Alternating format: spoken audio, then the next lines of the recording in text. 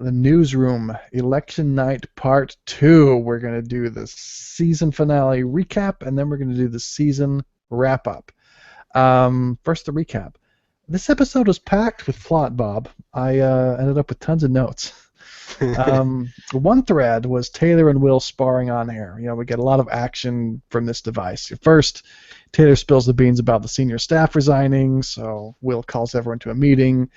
Sloane's babbling about her book still. Will gives a speech forbidding everyone to resign, but they say no. I feel like that's a very Aaron Sorkin thing to say. No. It's like, what? No, you don't understand? No, we're saying no.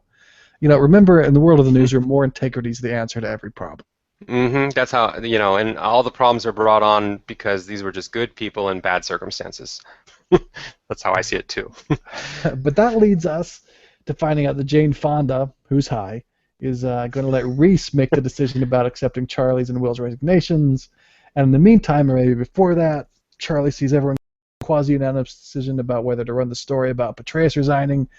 And somehow that, is like the heavens opening up, the angels singing from on high. No one should resign. I don't quite see how that thread gets there, but it does for him. He's just sort of standing there basking in the moment when Don's like, everything okay here? Oh yeah, and then he leaves.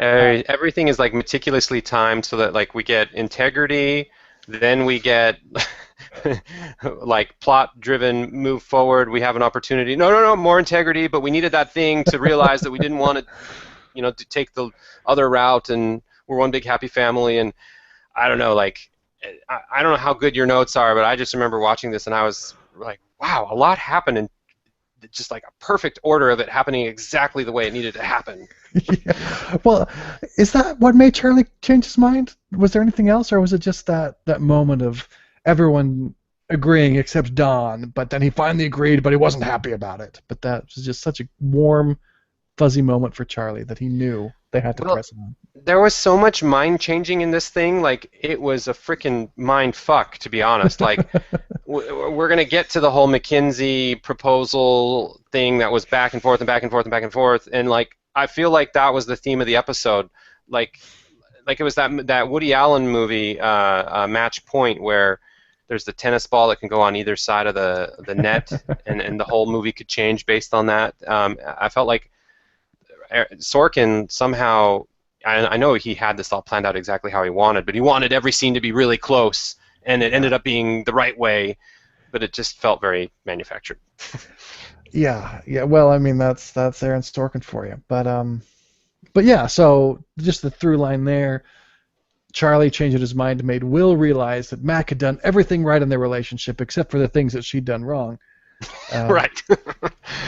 So even though Will lied about returning the ring after a practical joke, which really pissed off Mac, he pulls the ring out of his desk and asks Mac to marry him. Were you worried she might not say yes, Bob? No. It was so... By the way, has this season been picked up? I assume it hasn't, just the way... I felt like Sorkin was going out with a bang, like, I'm going to make it... Yeah. Glad you asked. Not officially, and we should maybe put this in the season wrap-up, but whatever. It's not officially been picked up. Apparently, the rumor is HBO is ready to sign him up, but Aaron Sorkin is sort of on the fence. It takes a lot of time to do a whole TV series, so he's trying to figure out if it can fit into his schedule for next year.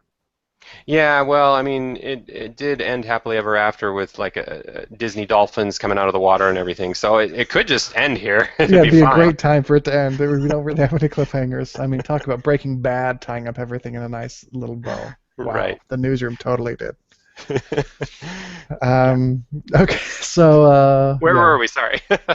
So they're engaged, and part of me was misogyny, or at least sexism alert, but it was kind of funny when Will said, meet the future, Mackenzie, whatever, I can't remember all their names, McAvoy. He said, no, we got to find something else there. But of course he just assumes she's going to take his name. Yeah, of course. Yeah, well. Yeah. But it was funny the way to hear all those mix put in a row there. Okay, so did you want to say more about the back and forth, their fight, the trumped up fight, and then they're changing their mind on that?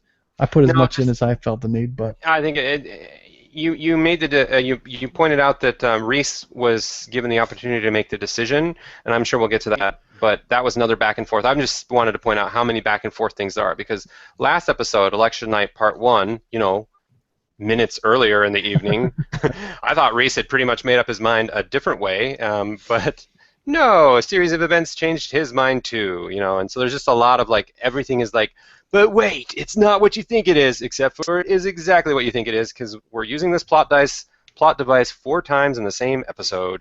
Yeah, well, why not go there? It was interesting because in the last one, which, as you say, was minutes earlier, Reese was like strong, decisive, he knew exactly what he wanted. He's like, yeah, we should accept your resignation, we should pay this guy and move on with things.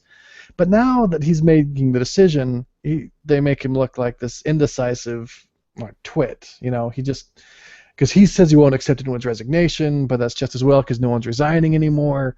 But Charlie tries to make him look bad. But he said he wasn't accepting the resignation before Charlie said he wasn't resigning. So I thought, point Reese still, but And they were all like, yeah, they were all trying to like one up each other with some pride factor or like stalwart like gentlemen, like I'm the one who should get the credit and go down in history, and it was all ironic. Should reflect, yeah. Yeah, history, and I was like, ha ha ha, we are so intellectual and funny on a whole new level. But of course, the most wonderful man in the world shows up and he says, no one's resigning because I said so. That's all the reason you need.